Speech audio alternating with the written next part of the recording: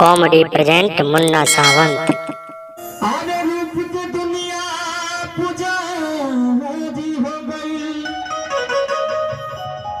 जब के हो नजरिया में आके बस जाई तो बुझा कि प्रेम के बीमारी हो गई।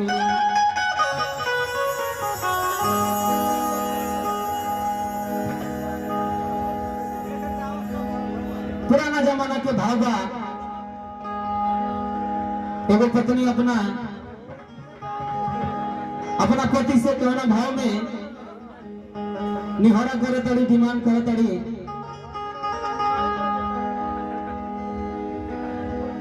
आज पटना से बाजब बलम जी हो, आज पटना से बाजब बलम जी, आज आरा से उठ लाली की मंगलदा छपरा से चुनरिया छिटवाली। भगवान होगा तनी घोरिया के तनी दूसरे माध्यम से बा, गीत के सुने के बहुत सुंदर लाइन बा। अब पटना से बाजब बलम जी,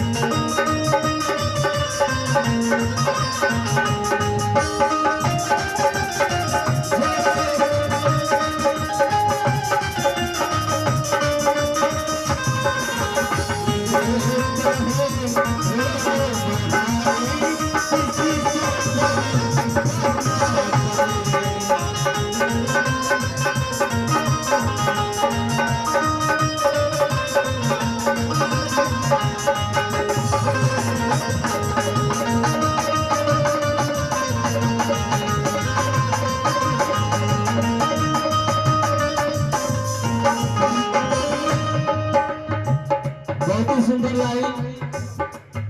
आगे चाचा हे बियाह में तरह तरह के व्यंजन प्रकार के बनल हुई, तनी तनी सबको मजा लेवे के चाहिए। वही तरह ग्रुप में हर प्रकार के आपको मिली, गाना बजाना, कॉमेडी, डांस, सबका आनंद लेवे के चाहिए समय समय पर।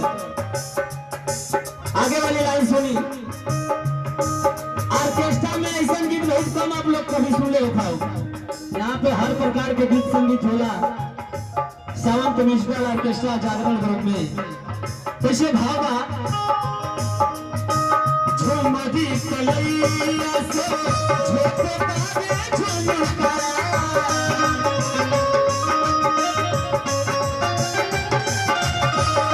झुलनी बने रंग बात जिया बनका,